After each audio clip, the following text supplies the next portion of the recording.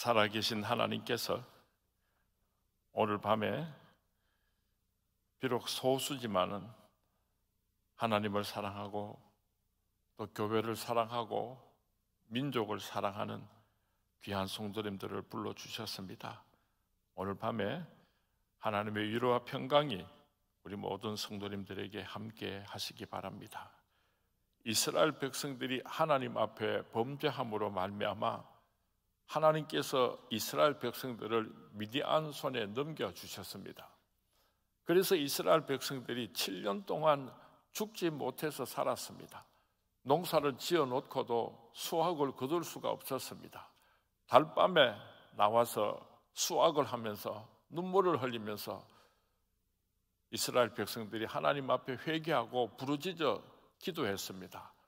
하나님께서 기드온을 찾아오셔서 기드온아 네가 저 이스라엘 백성들을 미디안의 손에서 구해내도록 하여라. 그랬더니 기드온이 대답을 하기를 사사기 6장 15절 말씀에 오 주여 내가 무엇으로 이스라엘을 구원하리이까? 보소서 나의 집은 므낫세 중에 극히 약하고 나는 내 아버지 집에서 가장 작은 자니이다. 우리나라 사람들이 요즘은 이런 표현을 쓰지 않지만은 옛날에는 시골 촌놈을 가르쳐서 저 강원도 감자바위다, 무주 구촌동 출신이다, 뭐 이런 표현을 쓸 때가 있었습니다. 이 기돈이라고 하는 사람은 므낫세 문중에서도 지극히 작은 자입니다. 아주 보잘것없는 산골짜기 시골 촌놈인데다가 그 집에서도 또 보잘것없는 막내 둥이인 나 같은 것이 어떻게 이스라엘 백성들을 미디안에서 구해낼 수가 있겠습니까? 열등감으로 벌벌 떨었지만은 하나님께서는 그 기도원을 붙잡고 위대하게 축복하시고 사용하여 주셨습니다. 하나님께서는 똑똑한 사람들을 사용하실 때도 있지만은 성경 말씀을 읽어보면은 미련한 자를 들어서 스스로 지혜롭다고 하는 자들을 부끄럽게 하시는 하나님이십니다. 왜 하나님께서 기도원을 붙잡고 사용하셨는가? 하나님의 영광을 도적질하지 않게 하려고 가장 비천한 사람을 들어서 하나님께서는 위대한 역사를 이루셨던 것입니다. 기도원은 참으로 겸손한 사람이었습니다. 나는 므낫세 문중에서도 제일 적은 자니이다. 보낼 만한 자를 보내소서. 그렇게 겸손했던 사람입니다. 그런가 하면 기도원은 순종할 줄 아는 사람이었습니다. 이스라엘과 미디안이 전쟁을 하는데 12절 말씀에 보니까 미디안과 아말렉과 동방의 모든 사람들이 모래산 골짜기에 누웠는데 메뚜기의 많은 수와 같고 그들의 낙타의 수가 많아 해변에 모래가 많음 같은지라. 그 원수 미디안들이 아말렉과 동방의 여러 나라들하고 연합을 해가지고 지금 이스라엘을 공격하러 왔는데 그 숫자가 얼마나 많았던지 성경 말씀에 13만 5천 명이나 되었다고 기록하고 있습니다. 오늘도 사탄 마귀와 영적인 전쟁을 할 때에 사탄은 혼자 오는 법이 없습니다. 항상 연합군을 이끌고 함께 쳐들어오는 것입니다. 자기들끼리 머리가 터지라고 찢고 뽑고 싸우다가도 우리 그리스도인들과 영적인 전쟁을 할 때는 교회와 대항하여서 영적인 전쟁을 할 때는 똘똘 뭉쳐서 하나가 되어가지고 영적인 전쟁터로 사탄 마귀는 나오는 것입니다. 오늘 우리 주위에 공산주의자들, 종교다원주의자들, 동성애를 지지하는 사람들, 지방자치법을 주장하는 사람들, 이 모든 사람들이 서로 다른 것이 아니라 그 우두머리가 사탄 마귀입니다. 흩어져 있는 것처럼 보이지만은 필요하면은 서로 한 몸을 이루고 우리 교회를 향하여서 주님의 몸된 교회를 쓰러뜨리고 어지럽히려고 이 민족을 넘어뜨리려고 그들은 한 몸을 이루게 된다는 것을 우리가 기억해야 될 것입니다. 이스라엘 백성들이 이제 전쟁터에 나가기 위해서 군인을 모집을 했더니 3만 2천 명이 모였습니다. 싸움을 해본 사람들이 아닙니다. 오합지졸들입니다. 그 3만 2천 명이 모였는데 하나님께서 이렇게 말씀하십니다. 너무 많다. 두려워서 벌벌 떠는 사람들은 집으로 돌려보내라. 하나님께서 그렇게 말씀하셨습니다.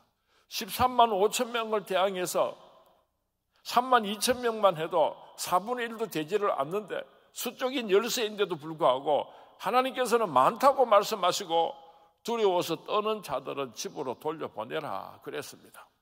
그랬더니 25,000명이 22,000명이 돌아가고 이제는 10,000명만 남았습니다. 그런데 하나님께서는 아직도 많다 그러면서 다시 돌려보내라고 말씀을 하시는데, 어떻게 돌려보내는가 하면은 이스라엘 백성들을 시냇가로 데리고 갔습니다. 그래서 물을 마시게 했는데 얼마나 목이 말랐든지 대부분의 사람들이 무릎을 꿇고 엎드려서 벌컥벌컥 물을 퍼마시는데, 그중에 소수의 사람은 손바닥에다 물을 떠서 핥아 먹으면서 적들을 향하여서 쳐다보고 있었습니다. 하나님께서 엎드려 가지고 머리를 물속에 쳐박고 물을 마시는 사람들은 다 집으로 돌아가게 하고, 손바닥에 떠서 물을 핥아서 먹는 사람들은 따로 남게 하라 그랬더니 9,700명이 돌아가고 300명만 남게 되었습니다.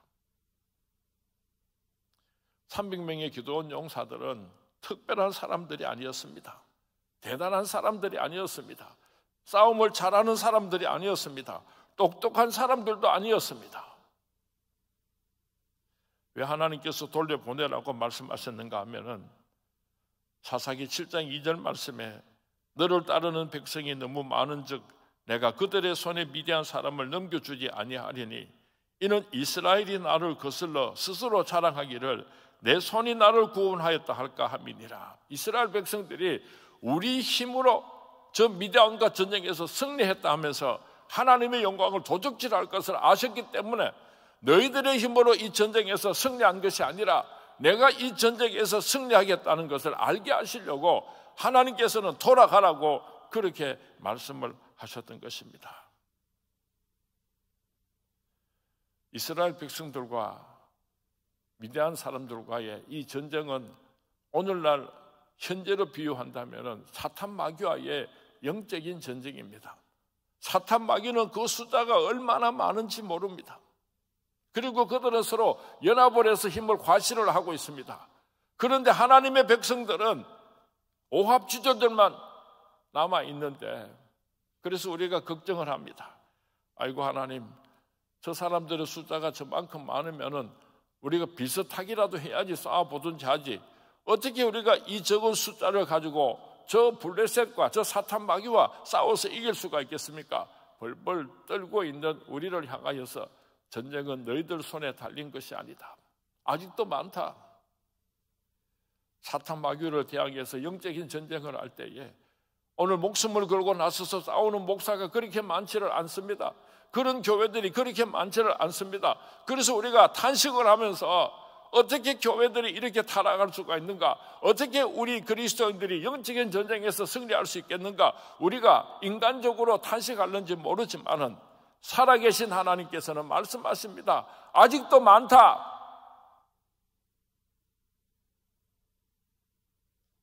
이스라엘 백성들이 사용했던 무기가 무엇이었는가 하면 참 기가 막힙니다.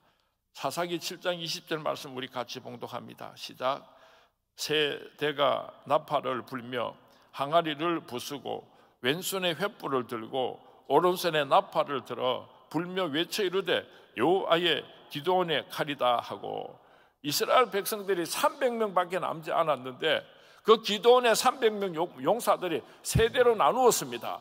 그리고 그 손에는, 왼손에는 횃불을 들고 오른손에는 나팔을 들고 그렇게 불면서 미디안과 전쟁을 해서 대성을 거둔 장면을 오늘 성경 말씀에 기록하고 있습니다.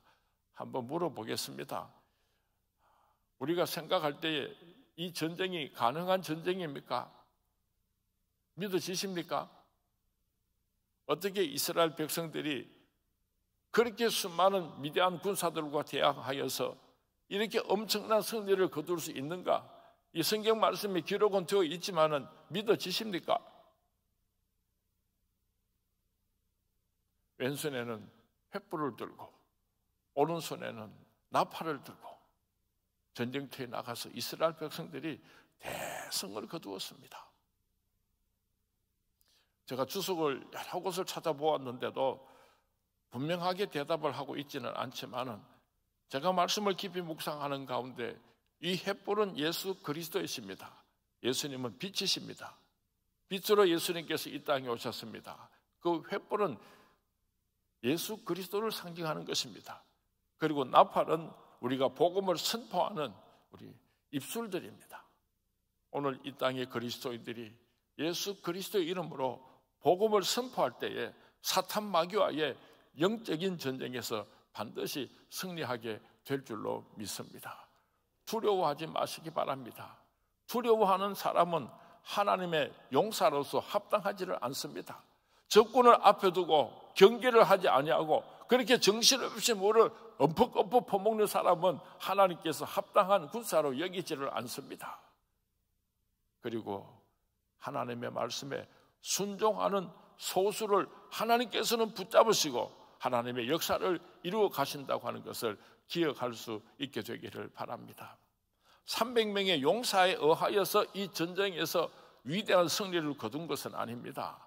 그러나 하나님께서 그 300명의 기드온 용사를 붙잡고 사용하셨다고 하는 것을 우리가 꼭 기억할 수 있게 되기를 바랍니다. 오늘날 많은 사람들이 숫자가 많으면은 유리하고 승리할 수 있고 숫자가 적으면은 실패할 수밖에 없다고 하는 인본주의적인 생각이 오늘 교회 안에도 찾아 들어가지고 많은 사람들이 있으면 능히 할 수 있다고 생각을 하고 숫자가 적으면은 불가능하다고 생각하는데 이것이 바로 불신앙인 것입니다.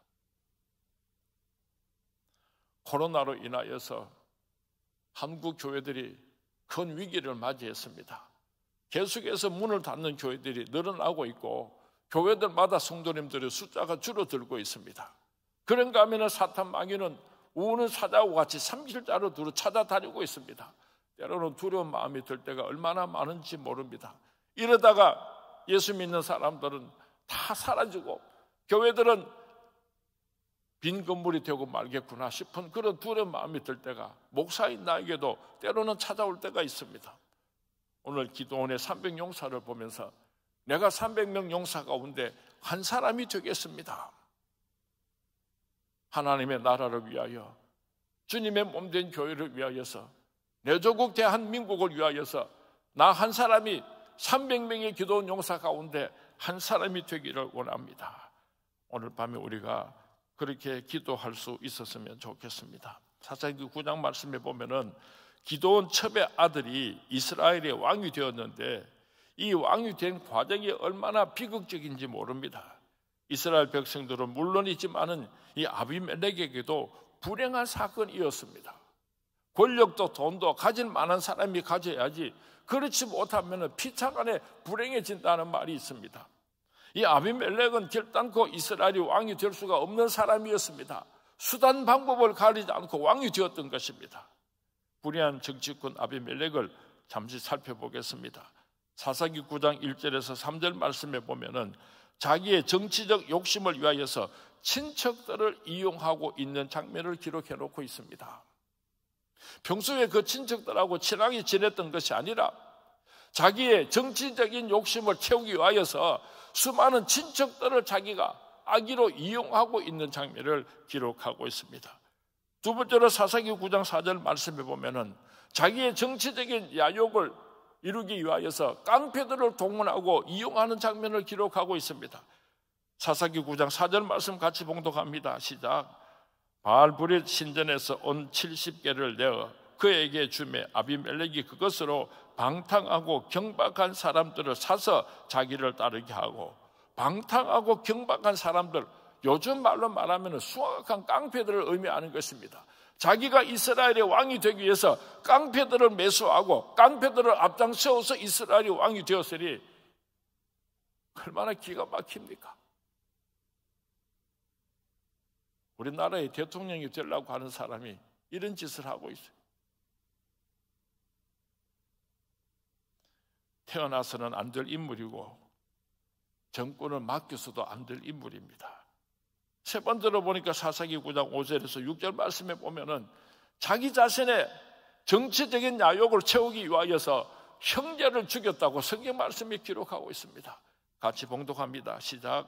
오므라에 있는 그의 아버지의 집으로 가서 여룹바알의 아들 곧 자기 형제 70명을 한 바위 위에서 죽였으되 다만 여룹바벨의 막내 아들 요담은 스스로 숨었으므로 남으니라. 세겜의 모든 사람과 밀로 모든 족속이 모여서 세겜에 있는 상수리 나무 기둥 곁에서 아비멜렉을 왕으로 삼으니라. 자기 형제들 70명을 죽이고 수단 방법을 가리지 않고 이스라엘의 왕이 되었습니다. 깡패를 사서 형제를 죽이고 왕이 되었으니, 남도 아니고 형제를 죽이고 왕이 되었으니 어찌 그 나라가 하나님의 축복을 받을 수가 있겠습니까? 우리나라에도 이런 대통령이 나오지 않도록 우리는 눈물로 기도해야지 될 것입니다. 이번에 대통령 후보 가운데 오늘 성경 말씀에 이 아비멜렉과 비슷한, 내가 성경 말씀을 묵상하면서 어쩌면 그렇게 닮았는지, 내가 일부러 그 사람을 욕하려고 본문을 택한 것이 아니라 이 사사기서를 강의하다가 보니까 똑같은 인물이 성경 말씀에 기록되어 있었습니다. 전과 사범이랍니다. 조폭들과 관련이 있어서 지금 의혹을 받고 있습니다. 자기 형을 강제로 정신병원에 입원시켰습니다.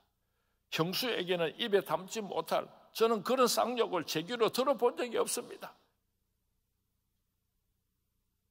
파렴치한 인간이 자기가 대한민국의 왕이 되겠다고 오늘 지금 큰 소리를 치고 있습니다. 사사기 9장 7절에서 15절 말씀을 우리 한번 봉독했으면 좋겠습니다. 시작. 사람들이 요담에게 그 일을 알림해 요담이 그림심산 꼭자기로 가서 서서 그의 목소리를 높여 그들에게 외쳐 이르되 세겜 사람들아 내 말을 들어라. 그리하여야 하나님이 너희의 말을 들으시리라.